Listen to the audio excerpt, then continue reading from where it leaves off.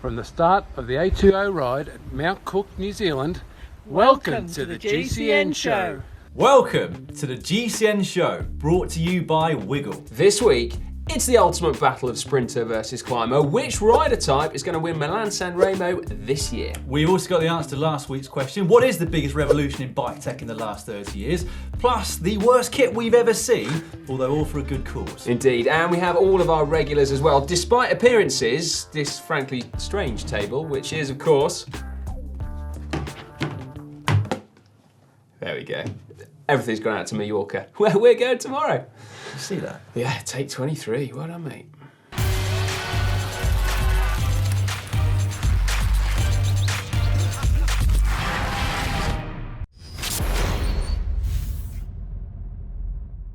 This week in the world of cycling, we learned that Team Sky's dominance of the prestigious early season stage race Paris-Nice continued. They've now won that event 6 times in the last 8 years with 5 different riders. This year, it was the turn of young Colombian hotshot Egan Bernal, who just edged out countryman rampant Nairo Quintana.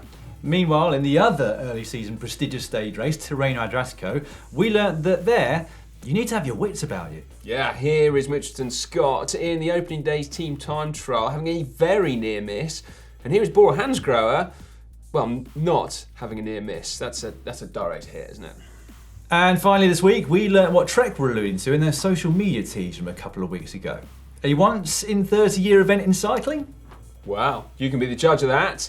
It's not frames, it's not wheels, it's not smart tech, it's helmets. Well, maybe we should have listened to one of the comments below last week's show, which came in from Warwick Lang, that basically said, could it be a better safety helmet from Bontrager? Helmets have improved a lot over the last 30 years, but not from a safety aspect, since the 1980s when they had stack hats. I think there's some insider knowledge going on there from Warwick. To be fair to Trek and Bontrager, actually, this is really pretty interesting, and actually it could be argued that it's a 1 in 30-year event. I mean, helmets have evolved hugely since the 80s, but fundamentally the material that they use has remained the same, EPS foam. Whereas what Bontrager are now using for their brand new helmets is a material called Wavcell, is how I read it, and Si's determined to tell me that it's called Well, I Wavecell. guess it's called Wave Cell. It's basically a material made up of loads of different cells, so you're probably right, Si. The idea behind the new material is that it protects you more against the rotational impacts that you receive, which are the ones that are seen to cause concussion. So this new Wonder material flexes and crumples in a different way to EPS. Yeah? So there we go then. More tech later in the show. For now though, we're going to get excited about this weekend's men's pro race, La Classicissima Milan Sanremo, hands down one of the most exciting events of the year. If you watch the last hour of it, anyway. Well, okay, that is a fair point. But that's not to say the first 6.5 hours are pointless. Oh no, they all add up. We don't actually know that, do we? Until they send them off with 50Ks to go, then we'll find out. Okay, all right. So we assume that they're absolutely critical for that finely poised finale, but irrespective, that long build-up all adds to the suspense, but ultimately it's the fact that it's so unpredictable. Yes, which is not the case for most races, is it? No. With most other events, you can decide whether it's a sprinter likely to win, or a climber, or a classic specialist, even if you can't pinpoint the exact winner's name. But with Milan Sanremo, that's not the case. No, any rider type can win, just so long as they're really, really good. But so who is going to win this time? We think we might know, don't we? Because we've done some in-depth research over the last 30 or 40 minutes. By that I mean we called up Killian Kelly, the top cycling statistician, who's already compiled this graph. Basically what you see here is the number of riders that were vying for victory in the front group on the Via Roma for the last 26 editions of the race. Yeah, the average size then, 19.73 riders strong. Leading us to conclude, initially at least, that this could not be called a Sprinters Classic. I mean, even the largest group there, 62 riders in 2004, is not exactly a mass bunch sprint. But when you look and you see that actually 15 of those victories are from a classic sprinter, then maybe the second conclusion is that actually, when they really want to, sprinters can climb. They can. And I think that's down partly to the nature of the climbs there, isn't it? The Cipressa and Poggio. They're not so hard that sprinters can't get over them on a good day, but they're also just hard enough that a climber, like Nibali last year, can attack and stay away. The Cipressa is the hardest of the two, 5.7 k's long with an average gradient of 4.1%. The Poggio, a little bit easier, 3.7 k's long and an average gradient of 3.9%. Now clearly neither of those are super tough climbs, but neither are they insignificant, particularly when you look at the average speeds that the pros race up there on climbingrecords.com. They're eye-watering, Yes, aren't they? they are, frankly. To give you an example, 2 years ago in 2017, the average speed of Kwiatkowski's Sagan and Alaphilippe on the Poggio after 280 kilometres of racing was 37.5 k's per hour. The average, What? that's 23 miles per hour. Yeah, and remember, those previous 280 k's, as Dan said, might not even affect it at all. But seriously though, other factors as well. I mean, wind plays a huge part, doesn't it, as to whether the sprinters can survive, headwind, or whether the attackers succeed, tailwind. And then you have to factor in the importance of bike handling skills, particularly the descent of the Poggio. If you want to stay away, you've got to leave it all out there. And it can make it one of the most exciting parts of the race to watch. Think Sean Kelly and Moreno Argentin 1992, or indeed Vincenzo Nibali last year. Yeah, they were brilliant to watch, Oh, aren't yeah. they? But I think it's the fact that the margins are so small towards the end of the race there, that just one minor change can make a huge difference to the outcome, which I guess is basically the definition of unpredictability. Yeah. That is our conclusion to our research, is that actually you can't predict Milan Sanremo. 15 times a sprinter who can climb has won on the Via Roma in the last 26 years, but then meaning the other 11 times it was a climber who can sprint. Yeah, or a climber that can get away. Well, yeah, there's the conclusion. So with that, let's make our predictions for this year's race. Yeah! I am going to go for Bora Hansgrohe's Sam Bennett. Really? Based on the fact that his best result previously is 66th? Well, no, based on the fact that last year, at the end of the year, his team, Bora Hansgrohe, told him he wouldn't be doing his favourite race, the Giro d'Italia, and that seems to have ignited a fire in his belly like he's eaten a chicken vindaloo, basically. I think he can get over the climbs, and I think he's going to sprint to victory. Right, okay. I'm going to go for his teammate, Peter Sagan. Now, he has been having some stomach problems of late. Nothing to do with the chicken vindaloo, we understand. But that might take a bit of pressure off his shoulders, mightn't it? So I think he's going to win from a sprint from an average-sized group of 19.73 riders. Yeah. Yeah. Well, let us know your predictions in the comment section down below. That's right. And enough of top races now. It's time to talk about an average one. Yes, it's Dan's last vlog in the 0 to hopefully slightly above average. Remember, Dan's fitness test is coming up on Wednesday of this week, so we're going to see the results of that hard work. Joking aside, I cannot wait for that. But for now, no, you can't. You're loving it. For now, it's the final vlog. Just finished a taper session on the Wednesday of week 10. 2 sessions so far have been a bit easier as I tapered down to that final test. 1 week to go.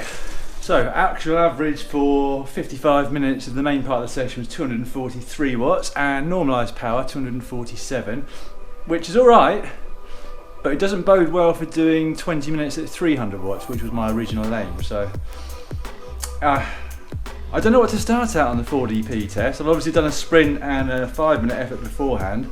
I'm going to have to try and be conservative, maybe start at 280, although maybe that won't be conservative. Maybe I'll blow with that.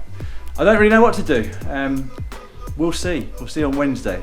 Today was my penultimate session here in my pain cave in UK at home. Then on Monday I'll fly out to Mallorca. Tuesday I'll do my opening up ride before the test in front of a live audience on Wednesday, which will be fun. We'll see what happens.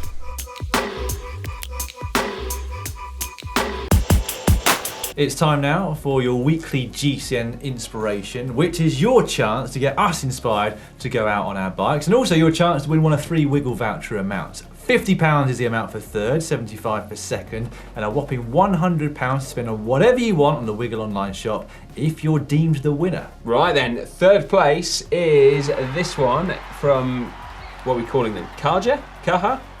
In Slovenia. Anyway, this feels more like a dream right now. That looks flipping cool, doesn't it? Blue skies, clear roads, and snow on the sides, where it should be confined to. Yeah, we picked that one because we like the look of the blue skies and the nice roads, which we'll be on shortly in Mallorca, won't we? Nice one. Thanks. Next up, this from Peter over in Poland. That's a cracking shot, but it looks treacherous. Look how shiny the surface is. Well, something I weirdly discovered when I went to Sweden last winter is that some ice can be really grippy. Yep, grippy ice, it's a thing. Anyway, That does look indeed fantastic. Inspirational stuff there. I'm not sure I believe you. No, seriously, I don't know how I can explain it. It was. Well, I mean, you can get your hand stuck to something if it's cold enough. No, like it was like had a rough texture. It was just really grippy. Anyway, Peter, get in touch. Was it slippery or grippy? Yeah. We're dying to know. Stay tuned for an in-depth feature video coming soon. Next winter. For now, though, we've got a winner to crown. This is Tyler.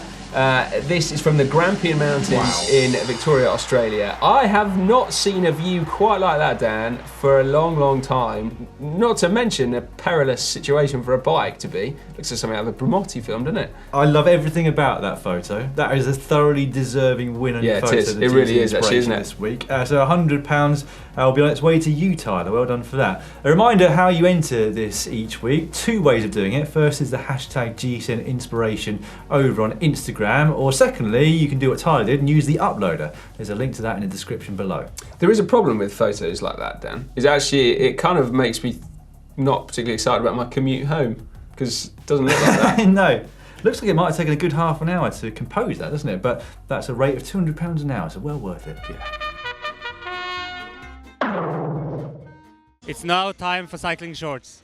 We're going to start cycling shorts this week with a new Team Sky rumour, seeing as how Geraint Thomas has finally put to bed the one about him riding the Giro this year. Well, just you wait, Dan. Anyway, you are right. This is an entirely new Team Sky rumour.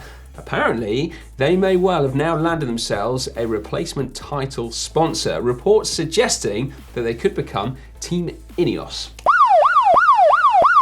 Ineos being a chemical giant owned by the Brit Jim Ratcliffe. Yeah, now what's interesting about him, not including his billionaire status, is that actually he's a triathlete. So leaving aside questions about whether the team budget is going to decrease or increase, more pressing is the question about whether team riders are actually going to continue to be allowed to wear socks or indeed have a sense of humour.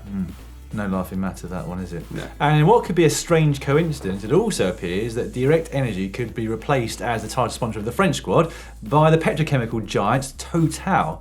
So basically, 2 petrochemical giants looking to sponsor the green sport of cycling. And that one's going to change very quickly, in fact, before Paris-Roubaix. Yeah, that's right. Now, I guess both of those brands want to be associated with, as you say, the clean green sport of cycling. But for racing fans, that association does seem slightly ironic, doesn't it? But anyway, good news for the sport of cycling, at least. Yeah, a few new sponsors coming in. All right, let's move on to something different and to Mark Beaumont, friend of GCN and a man made famous riding around the world in 78 days. Well, he's been doing a slightly shorter ride for charity recently, going from the home of Scottish rugby down to the home of English rugby. He joined up with rugby legend Rob Wainwright, and they were raising money for a motor neurone disease charity that's set up by another rugby legend, Doddy Weir, who now sadly suffers with the disease. As you can see from Mark's tweet, they managed to transport the ball 500 miles in the space of just 48 hours. Yeah, although I've got to take exception slightly with that tweet. I'm not sure that ball is technically in safe hands.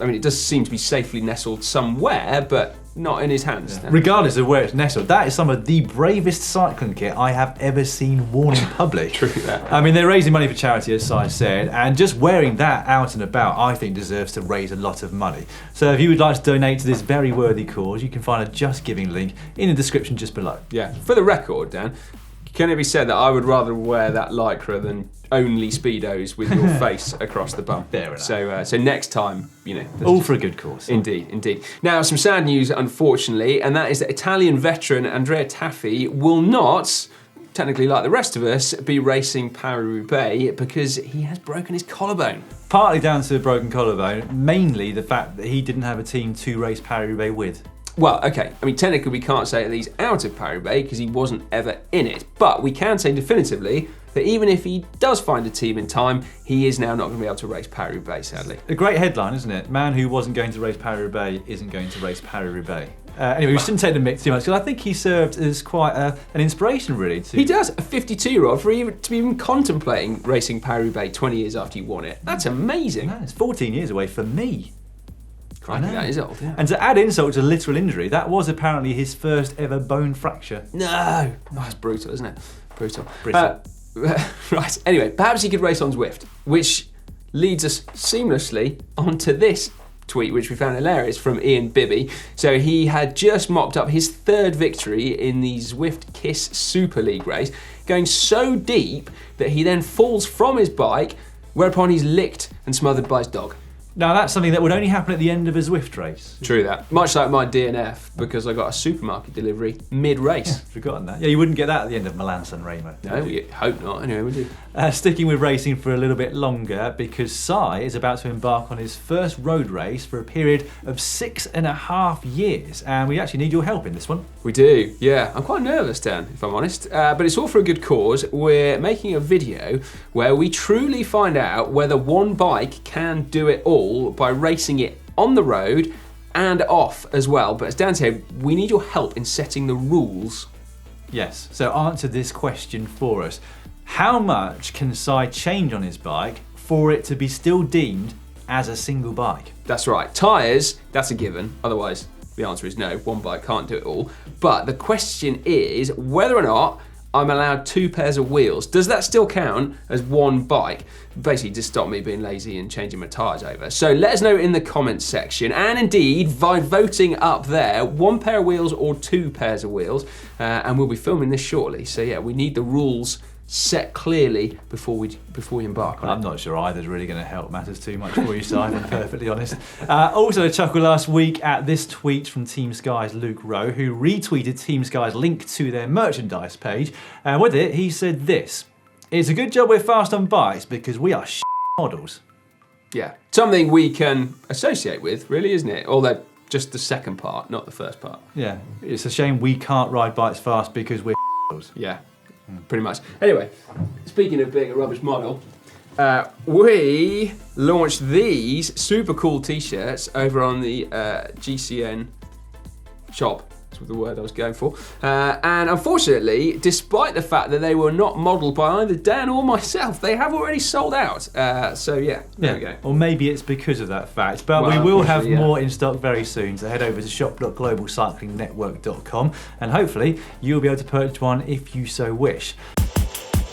It's Takeoff the week now, and we have news of a new wheel set from 3T. It's called the Discus C45 Wide, and it's an aero wheel set, but with a bit of difference. Yeah, well firstly it is optimised for wider tyres, isn't it, of 28 to 30 millimetres, but the really interesting thing is the change in the rim profile. So the engineers at 3T claim that they have sacrificed some of the aerodynamics of the leading edge of the rim profile in order to make the trail edge of it more aero. And they say on balance this makes the wheel perform like a 60mm D1, even though it's only 45mm deep, and therefore with that it's lighter and more stable. Interesting, just 1,640 grams for the pair. Perhaps most striking for me though is the internal rim width, and that's 25mm wide, which is an absolute monster, and you'd think therefore that it also works really nicely with wider volume gravel tyres. That's the word I was going for.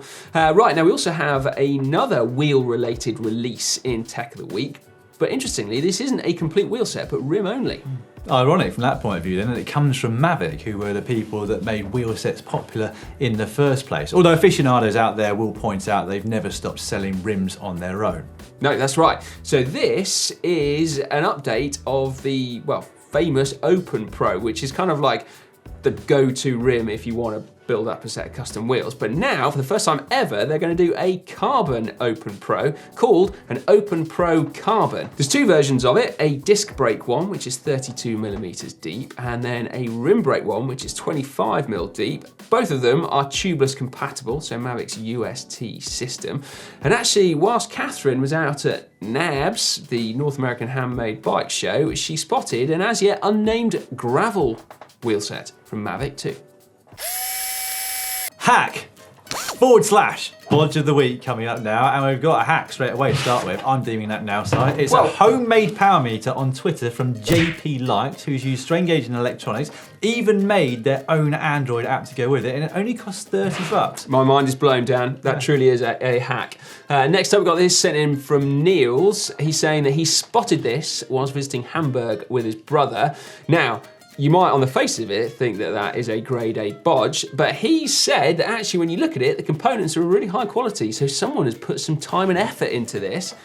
I mean, he's obviously hoping it's going to be a hack. I think I have to reserve judgment until I rode that thing because that is long. That's Surely a cop it doesn't out, handle Dan. very well, does it? We've never ever tried any of the things that people are saying on hack or bodge. You can't sit on the fence but if now. that works well, it's a hack, and if you can't ride it, it's a bodge, surely. Anyway. All right, fair enough. Send You've just in a video. undermined the whole of hack or bodge right there. Next, we got this sent in from Claire. Now, she said after an unfortunate bramble incident, she found a use for a puncture repair kit she hasn't used since she's gone tubeless. Stitching by her mum, apparently. Neat stitching, mum. There you go, yeah. So she's stitched up a jersey on one side and then patched it on the other for extra strength. Hat. Get another few years out of that jersey. Look at it. 100%, yeah, that's really good. Although I wonder what happens when you wash a puncture repair patch. Do you think it's, presumably it's You never wash your inner waterproof? tubes, Phil? Anyway, next up from Henry Betts. Cyclist trainer foot was missing a cap and digging into the mat, so a champagne cork came to the rescue. I mean, it does the job, doesn't it? More than much thought and effort went into that, but still. Yeah. Yeah, you got, and you know, any excuse for popping a champagne cork, isn't it? Right. I hadn't thought about that for some strange reason. Yeah, oh no, I've got a wobbly chair, I better have a bottle of champagne. Yeah, oh no, it's come out again. Who keeps nicking the cork? Right then, yeah, you could imagine you get a problem that way. Tony Strange, mech hanger held on by a circlip, hack or bodge? Well, I think that looks quite neat. The whole thing looks neat. Look how clean it is. Is that How? even Have you got- used?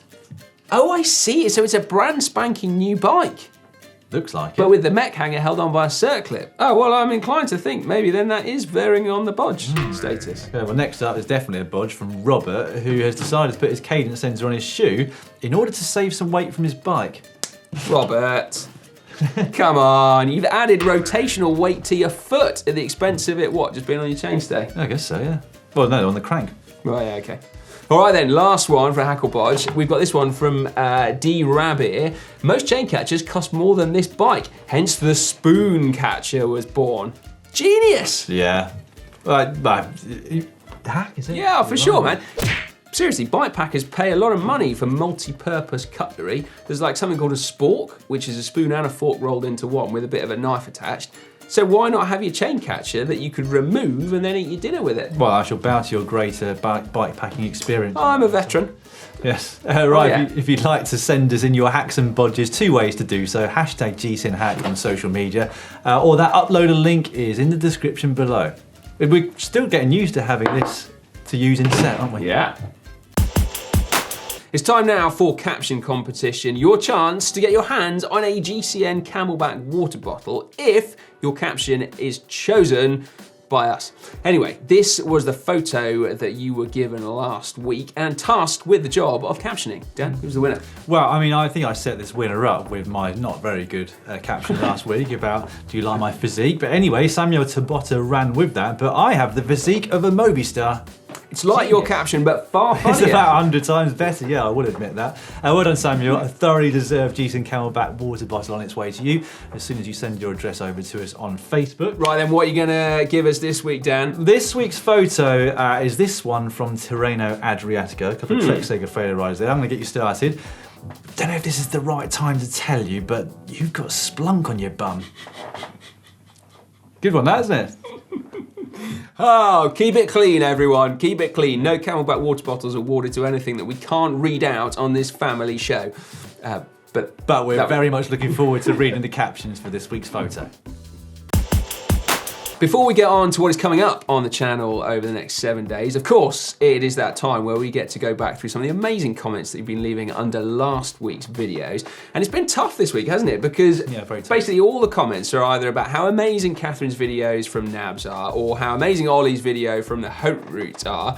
And, well, frankly, we can't use any of those, clearly. So we've been looking hard. We would have used some had you said how amazing a couple of our videos were, but you didn't. No, and indeed if you'd said how rubbish Ollie was for something, but no, unfortunately not. Someone even said that he'd won the hair competition. You're joking. Yeah, apparently. Let's block them. Instead then, here's one from John's Great Ask the Pro video on handlebar width. It came in from a non-anonymous. I don't bother with a handlebar, I just hold onto the stem. Hashtag aero. It is aero, that, isn't it? Very aero. Well, I guess yeah, it's good just point. it's 2 centimetre. Yeah, and then Joe Perry also noticed something going on in the background. John's new segment should be called Interview by the Loo. And actually, when you look closely, it's very Quite true. funny, wasn't it? Yeah. Right then, coming up over the next 7 days, we shall start with Wednesday, where we're going to tell you how to get through a 100-mile ride when you haven't done the preparation. It's Pretty important for a lot of us, I'd say, that one, yes, I haven't done 100 miles for a long time. Thursday, we've got the top 5 fastest bikes of all time. And then Friday, as ever, it's Ask GC Anything. Yeah, and then Saturday, it's a big one that we've all been waiting for. Just how fit did Dan get in 10 weeks? But remember as well that Dan's fitness test is actually going to be on Wednesday night, I believe, and we will be social mediaing that to the hilt, basically. So stay tuned, Facebook, Instagram, the usual jazz. Some clever so-and-so has scheduled it in for 9 p.m, which means that it's going to be at least 10 before I get a beer that evening. Well, that's when you I'm finish the genuinely test. displeased. I hope you're going to go deep enough that you don't feel like a beer until at least quarter past. Yeah, it's going to be possibly 10:30. Everyone's going to be going to bed. Yeah, right, and then Sunday, I can't wait for this one. It's Hank's latest fixed gear challenge. This time he tackles the Rad Race in Berlin, which is, well, similar carnage, isn't it, to last time? It is, yeah. Monday I'm back for the GCN Racing News Show, and Tuesday it's the GCN Show episode 324. Yeah, but GCN Show Live, episode 1. Yeah. It's going to start off with a reasonable sized audience. It might be down to 5 or 6 by the finish. Yeah, GCN Live at the beginning, GCN Normal by the end. This one's taken 3 hours 10. You suck! Pretty much the end of the show now, which means it's time for Extreme Corner. Oh, that's right. This week we have got a gem from our mates over at GMBN. Blake and Neil did the Andes Pacifico Enduro, but it didn't quite go as planned, did it?